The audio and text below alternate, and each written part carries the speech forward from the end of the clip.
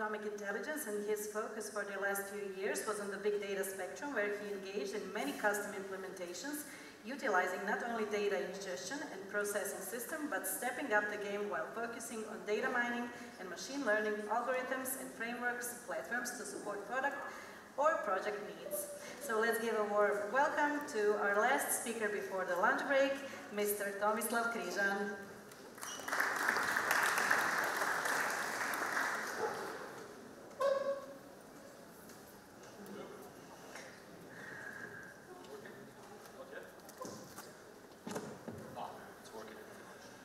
I have a tough break. I'm standing between you and lunch, so this will be a little bit problematic. And welcome to the future, not because what we are doing, but because my topic was at 3:50, so we are about 3 hours in front. Okay. So what I plan to cover is a little bit what we face as an issue now, as a dormant people, sitting, standing, etc., during our daily work and commutes. And I'll give you a little bit of intro about us, and maybe just one picture. This is most important. We as a company are organized on, well, we call it internally as a profit and loss departments. So we have some consulting part which generates a revenue, and we have our R&D which spends that revenue on building different stuff. And some of you who already saw me on different presentations did potentially note that in the last 2 decades I never did the same talk twice. Well, I almost came once to do the same talk twice, but I shuffled the slides and confused myself as well. So what is our end goal is that even this part of consulting, we move in consulting in the R&D space. So this is also the reason why we focus now a little bit on more what happened with the humans over the evolution. How we came into our dormant state where we sit a majority of the day. There are a lot of surveys which show us that a normal working person is sitting like 13 hours per day in front of the desk. And all of this leads to a lot of different health issues. Maybe I should take this one. Different health issues. And this is essentially what brought us, motivate us to build something and try to solve the pain. So COVID did introduce a lot of work from home. And when you started to work from the home, you also saw that a lot of smart equipments which you had in offices, like standing desks, etc., which allow you to move, are now not available at home. Some people did invest it and bought those to have it at house as well. Besides all of those, let's say, good points working from the home, that you don't have a commute, there are bad things besides furniture, etc. There is also lack of communication with the team members, etc., but it's outside of this topic. So what we also went is that we started to look in all of those elements. What is good, what is bad, what we have with the sitting, what are the issues, what we can do with all of those. So one of the discoveries that this is least research, not just industry, but least research place, because there are no research papers based on sitting ergonomics, standing ergonomics, which are comparable. So there are quite a few papers which will show you about sitting ergonomics in different type of industries, standing again, if you work with machinery, not in a computer desk, etc., etc. So they don't give you a comparable results. Now, post-COVID, or mid-COVID, let's call it like that, I'll return to one of them. There is only one really good survey to check it, 10 reasons what your posture shows you, and how it impacts your health. It essentially proved that majority of the people sit, like almost 2/3 of the day, working day, you are sitting without moving, and this provides you a lot of potential illness down the line. So some of the companies do this type of estimate manually by doing surveys people to people, just to see how you sit, how you are positioned in your table, and then they suggest different type of ergonomy office supplies, like desk elevators, keyboard drawers, or your hand, wrist uplifts, etc., etc. So different type of elements which will help you with prolonging or even completely removing future pain or resulting from all the sitting activities. Now, what we also went further is that we do see a bunch of benefits of good posture in sitting. So you will, first of all, you will remove any potential issue with your cardiovascular issues, with your neck pain, joint pains, all of those extremities. But at the same time, if you have a good posture, you see increase in performances during your normal working hours. So because you can breathe easier, it allows you to do some of the movements which are much better for a human than just dormitory sitting. Now, a lot of different diseases are listed here so that you can double check it later on. Each of them facilitated some combination of the issues. So we know that during our informatic age, etc., one of the most observed issues with the people working on desks is calcification of a spine, where you start getting S-spine, especially if you do not do a normal movement, which leads to hunchback positioning in your older ages. So all of those lead to downstream, let's call it, illnesses which you may face. So this is also the reason why we went to do something with it. And we started with some groundwork. Let's try to see a little bit of voting here. What do you think? Is it better to sit correctly? So how many of you think it's better to sit correctly or stand correctly? Nobody? Okay, have 0% of the voting here, that's good. So let's estimate it's a 50-50. Well, none of them, because both of them have some benefits, but all of them have some, again, inherited doubts and what is happening. So at the end, one will help with one type of aches or pains, and the other will help with another one. What helps in all of it is essentially movement, alternating between different positions, because people are built to move, not to stand still, not to sit still, etc., etc. So some of the movement. We did, this also led to something well, we already discovered sitting position, but from the standing position there are also some benefits we discovered, but there are also some other illnesses. So just again, to list some of those. Most of them are related to heart, veins, vascular issues, swollen ankles, etc., which again prove additional pressure on your body. And all of this led to something that either sitting or standing is bad for you, so you need to start alternating, and this led to smart desks. So there is already a bunch of smart desks on the market, each of them powered with some type of handheld device or tablet device, but each of them have some classical behavior patterns, what you need to do, and then they introduce alternation between those, sitting and standing positions, and then you get this type of the charts, how much time you need to sit, stand, do the breaks, etc., and then find a good fit between all of those. But the people are lazy. People, as with alarm clock, they'll always like a snooze button. So whenever this recommends you to either drink the water or stand up, move the desk, you will put the snooze button because you are doing something. At that point, you are doing something and you don't want to be interrupted. So what we did, we went a little bit differently. So if the people are easily distractible and they snooze activities, so what should we do to make this work? Well, first of all, let's completely remove ability to snooze any type of activity. So let's start building something which is as a Lego box approach, where you build a feature by a feature and introduce it in a new, as I called this subject, AI-powered piece of wood, because you are essentially doing a smart device. And then later on you can start integrating this device with other devices, but this Lego box approach allows you to focus on one issue at a time. And for this, we opted on enhancing the whole posture on a single environment and focused only on sitting. So later on, one of the next steps will be that we start moving into a different direction, that you start all those cardiovascular type of exercises, etc., but at the moment, let's at least fix somebody while it's sitting, even without those tracking positions. So what we did, we started with computer vision approach. So, before we start that one, I'll give you a few of the examples. So on the market, there are all sensor-based type of devices which influence your ergonomic desks, chairs, etc., etc. And there are different sensors: vision sensor, pressure sensor, actuators, movements. You have also inbuilt or on-skin sensoring type of devices.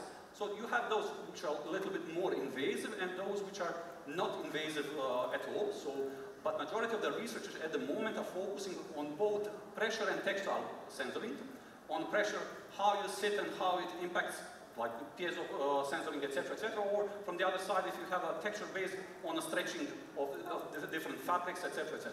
This means that you need to have a special device, which already have those incorporated. So we scrapped all of those and focused on pure computer vision, because as you see, this interacts and you need a specific device. So for our approach, we went with a little bit differently. Use a computer vision, use IKEA moving desks so that we can do automation of them, so that you can easily convert any type of motorized type of devices into something which is a fully functional based on you as a person sitting on it, or it can also be a swarm in an office. So it's a single camera, a single desk, or a single camera covering a single office, etc., etc. So what we started to focus in different patterns. What we can find from the, what we can build as the cheapest product to enable it. What we can do to spot multiple, let's say, objects in the same image and then do something with it. I'll show you later on why this is important. Why don't we want to do some retrofitting of existing environment and rather enhance something else? So we don't want to have a special chairs or anything else to introduce any type of additional sensoring activities or communication devices, because all of those sensor activities, each of them needs some type of communication. So if we reduce what we need, and Raspberry Pi in our case with a camera connected directly on IKEA desk is the minimal set of devices you need to have something which is AI powered and do everything instead of it. So when we focus on this one, we started to see what also CV or computer vision need to do for us. We saw that we need, first of all, classify some of the posture positions, because we can grade this in multiple different elements, but classification of some, like 10 different positions is more than enough to allow you to move and prepare the desk for every individual separately. Then it needs to be also privacy preserving. I'll show you how we did this one, so that people are not afraid that the camera will spy them, somebody will see, etc., etc., what you are doing in front of the desk, etc. Getting additional information from all of those images, like your body information, like your height, and all the joints or extremity lengths, because this is important through the classical ergonomic calculation, how high your desk, chair, etc. need to be positioned, that everything is in line to fix your position. Now, is it mandatory? No, because even just monitoring your current classification of your posture, you can fix it through the time in slowly movements. But if you have some body measurements, you can immediately calculate in advance how much do you need to move in appropriate points. And at the same time, we have additional elements which will constantly monitor how the movement is done, so that you don't do this too fast or too slow, so that you don't want the user to even observe that you are doing something to fix it. So you want to have something natural, so that you don't like wake up that 84 rule where you have somebody who is overwatching you, like HAL 9000, etc. So this is something what we wanted to achieve. And then to get from the same image some surrounding information, because we can measure temperature, we can see the light density, etc., etc. On one of the previous DSCs, I did a talk how you can connect all the smart devices with a little bit of deep package investigation to help you guys know how you can drill into those packages and make real smart home, how you can start automating your blinds, shuts, open, close at appropriate times, how you can tap into climate, check all the measurements of the temperature so that you can interact and make environment as comfortable as much as you can, because if you are comfortable, your productivity rises. Now, as I said, we needed to do some categorization of posture position, and all of those focus on only 3 categories. So yes, we have more of them going left and right, backward and forward, but each of them shows you that there is some discrepancy, and it just shows you movement direction. So if you have a correct one, you really don't do anything, but everything else will show you that you have some movement direction. If you pair this with your body information, you know how much you need to move, and with some psychometric information, you can calculate what is your like a duration of adjustment so that user does not observe even that adjustment at all. Besides this one, we start with the privacy preserving. So initial, you start with a normal camera angle, but then you start going into depth perception. Because when you start with the depth, you even get better results. Why? Because then you, first of all, remove all the demographics. You really don't care, is somebody black or white, is it a male, female, X, Y, Z. You really care where they sit and how they sit, and it's even easier to train the models. So completely removing anything which leads to you as a person just helps with the model at all. So not just from the GDPR or CCPA or any other regulation, but it helps with the simplification of the model and building the model which will recognize a proper posture. Besides that, we start, well, I'll show you a few of the videos. So just to show you, this is a real time.